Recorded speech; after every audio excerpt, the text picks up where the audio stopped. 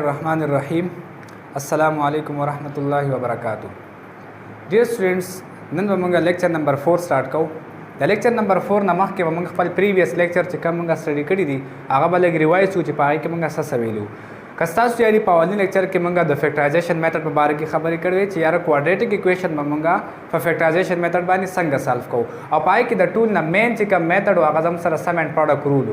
په sum and product rule باندې موږ factorization method solve کوو. بیا دغه شانتي دویم چې کوم lecture او تاسو بیا د completing square او completing square چې دا غیره لپاره موږ هغه 6 tips چې کوم تاسو ته مدل کې لیکلیو چې هغه 6 tips په یادول غواړي دا غیره لپاره په هغه 6 tips باندې چې نو question په اسانۍ سره solve کېدو به. بیا دغه quadratic equation ماته سره چې په دغه درې میتھډز باندې کیږي پای کې هغه last method چې کوم هغه quadratic formula و او quadratic formula تاسو ته ما پروف کړی هم او پای باندې موږ questions هم کړو. امید ساتم چې تاسو به پوه شئ او quadratic formula دا و چې -b + -√b² - 4ac / 2a. پدې کې موږ values put کول او موږ د quadratic equation هغه roots معلومول هغه values به موږ معلومول. دا خو زموږ سره د previous lectures هغه خبرې وي. نن زموږ چې کوم lecture دی lecture number 4 په هغه کې question number 4 د تاسو په exercise 1.1 کې چې find all solution to the following equation د دې چې د کوم هغه solution دی هغه تاسو معلوم کړئ. نو په دې کې موږ ګورو چې تاسو په factorization method کې تاسو solve کولای شئ که تاسو په completing square باندې کوئ که تاسو په quadratic formula باندې کوئ دا تاسو مرزي ده. خو راځو که په factorization method باندې یو سوال کیږي په اسانۍ باندې نو موږ په factorization method باندې کوو. نو په question number 4 کې اولنی چې کوم جز دی هغې له راځو چې هغه تاسو سره د t² - 8t + 7 = 0. په سولوشن کې به کوېسچن واپس ولیکو چې t² - 8t + 7 = 0. دې چې زه سالف کوم نو په فیکټرایزیشن میتھډ کې تاسو ګورئ په سم اینډ پروډکټ رول باندې کیږي. پای کې موږ دا خبره کړې وه چې موږ باید فرست او لاست ملټیپلای کوو نو 7 × 1t نه راځي 7t² او د سم نه به راولو -8t.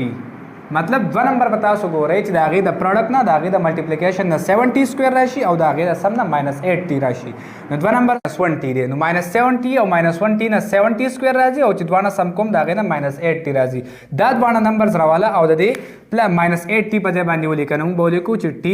د -8t په ځای به څه ولیکو -7t او -1t یا -t او +7 = 0. بیا به تاسو په دې دواړو کې کامن واخلئ. په دې دواړو کې کامن مطلب دا دی یو داسې ویریبل به کامن واخلو چې هغه دا دواړه څه کوي پوره ډیوایډ کوي. نو په دې کې به موږ ټي کامن واخلو نو ستاسو سره پاتې کېږي که دا t² زه به ټي ډیوایډ کوم د هغې نه ټي راځي او دغه شانتي که دا 7t زه به ټي باندې ډیوایډ کوم د هغې نه -7 راځي. اوس دې خوا وګورئ دلته کې به دا ټرم نه د سره یو شانتي کوو نو دې کې به زه څه کامن والم -1 تی کامن اخلم. -1 ځکه کامن اخلم که دا -1t زه په دې -1 باندې ډیوایډ کړم د دې نه +t راځي چې د سره یو شانتي راشي او دا +7 که زه په دې -1 باندې ډیوایډ کوم د هغې نه -7 راځي = 0. دې دواړو په دې دواړو کې بیا چې نو کامن اخیستی کېږي کامن ترې واخلئ. په دې دواړو کې به څه کامن راشي د t - 7 د t - 7 نه به یو t - 7 والو او پاتې شو ستاسو سره t - 1. بیا به دواړو ته په ایکول کې 0 دی نو دواړو ته په ایکول کې دواړو ټرمونو ته په ایکول کې څه ولګو دواړو فیکټر ته په ایکول کې 0 ولګو نو t - 7 ته په ایکول کې 0 راشي او t - 1 ته په ایکول کې 0 راشي. نو t به تاسو سره راشي که تاسو ګورئ -7 دی یا سب 8t7 بوث سایډ نو چې 7 بوث سایډ ایډیشن وکړم نو دا 7 به کینسل شي او دلته کې به څه راشي +7 یا -7 دی خوا راوړئ او سیملرلی 1 both side نو t به راشي = 1. د t چې کوم روټس رالو یو 7 دی او بل 1 دی. زموږ سره د دې کوېسچن چې کوم سلوشن سیټ راغی SS چې کوم تاسو سره راغی هغه دی 7 او 1 نو ته ولیکئ 7 × 1. دا اوس تاسو د دې کوېسچن هغه روټس معلوم شول. دغه شان دی په دې کوېسچن نمبر 4 کې 3 جزونه نور هم دي. امید ساتم چې تاسو پوه شوي په دې پریویس لیکچرز باندې که تاسو پوه شوي نو دا کوېسچن به تاسو ښه په اسانۍ سره سالف کولی شئ. بیا تاسو سره د کوېسچن نمبر 5 کوېسچن نمبر 5 کې موږ ته وایي چې د equation y + 13 and 2y + a has no linear term find the value of a. که په دې equation کې linear term نه وي نو تاسو د هغې نه د چا ویلي معلوم کړئ د a ویلي معلوم کړئ مطلب دا a معلوم کړئ چې دا a تاسو سره څوک دی. نو د ټول نه مخکې موږ دا کوېسچن ولیکو سلوشن کې چې y + 13 and 2y + a has no linear term. د ټول نه مخکې به موږ دا دواړه فیکټر راولو او دی به ملټیپلای کړو نو وای انټو وای چې موږ ملټیپلای کوو نو تاسو وایئ چې فرست به راولو د دې فرست سره ملټیپلای کوو بیا به دا فرست رالو د چا سره د دې سیکنډ سره ملټیپلای کوو نو وای انټو وای نه به راشي وای سکویر او وای انټو ا نه به راشي ای وای دغه شانتي بیا به 13 نه په وای کې ملټیپلیکیشن کوو بیا به 13 نه په ا کې ملټیپلیکیشن کوو نو 13 ملټیپلای بای 1 وای نه راځي 13 وای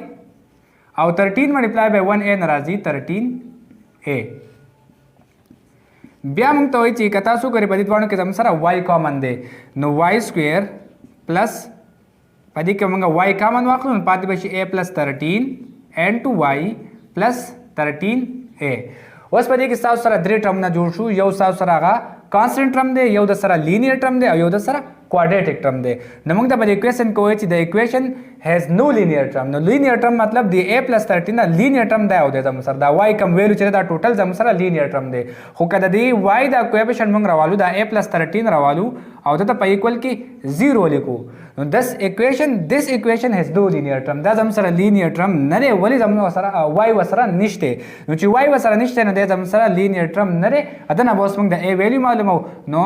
موږ چې د a ویلیو معلومو نو subtract 13 both side یا دا 13 چې د رائټ سایډ ته شفت کړو 13 چې موږ راوړو a is equal to سبراشي a is equal to minus 13 دا سره د a غو ویلیو معلومه شو امید ساتم په دې کوېسچن باندې په ننني لیکچر باندې تاسو پوه شوي یئ که بیا هم تاسو ته څه قسمه مسله وه نو تاسو په وټساپ باندې رابطه کولی شئ د دې ځای پورې اجازه غواړم د الله په امان